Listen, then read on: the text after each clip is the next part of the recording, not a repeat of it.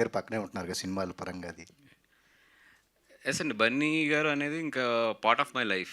అసలు apart from the business, apart from the anything, he is a part of my life and I'm part of his life. So అసలు అక్కడ అవసరం ఉందా లేదా అంటే క్వశ్చనే నాకు ఉండదు.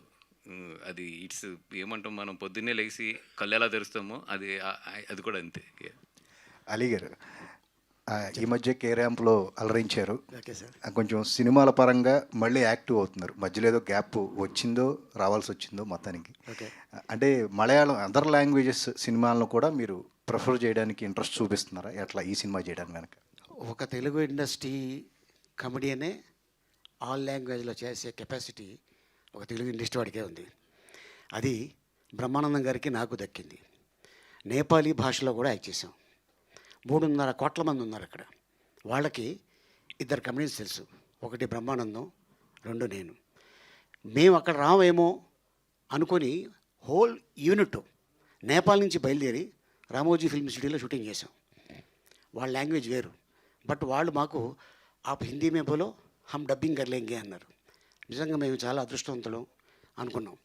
అండ్ అలాగే తెలుగు, తమిళ్, హిందీ, మలయాళం, కన్నడ, నేపాలీ, నెక్స్ట్ ఇంకా చాలా లాంగ్వేజ్లు ఉన్నాయి బ్యాలెన్స్, అవి కూడా యాక్ట్ చేస్తాం.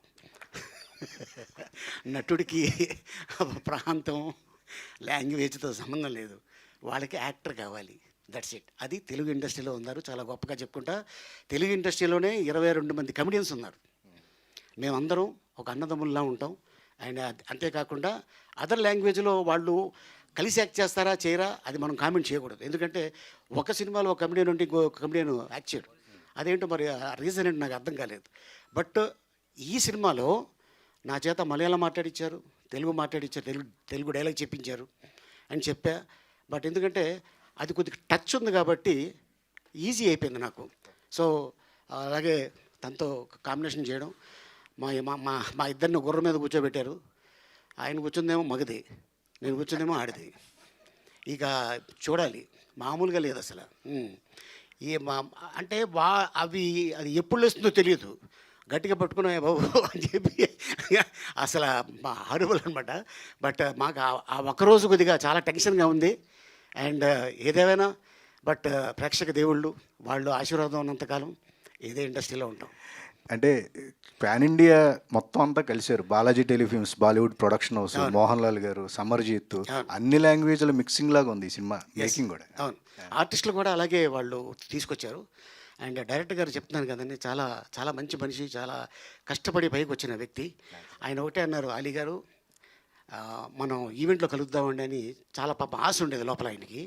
మ్యాటర్ ఏంటంటే ఆల్ లాంగ్వేజ్లు సినిమాలు బాంబేలో జరుగుతుంది. సో అందుకోసం నేను ఇక్కడ స్టక్ అయిపోయాను సార్, ఏమనుకోవద్దు, కొంచెం మంది ఈవెంట్ నడుస్తుంది, నా తరఫున మీరు మన వాళ్ళకి చెప్పండి అన్నారు. సో నేనైతే ఆయన గురించి మీ అందరికీ చెప్పేసా. Thank you sir. Thank you sir. మీ మలయాళం మాట్లాడారా, ఒరిజినల్ మలయాళం మాట్లాడారా? ఒరిజినల్ మలయాళం. మీదో మలయాళం ఉంది కదా? యా, మా ఒరిజినల్ మలయాళం. పిన్నే ఒక కార్యం పరంతంటే పక్షే. పిన్నే ఒక కార్యం అంటే ఏంటి తెలుసా? ఆ కార్యం కాదు, ఈ కార్యం వేరు ఇది. సో అట్టగా చేసాం అంతే. వాసు గారు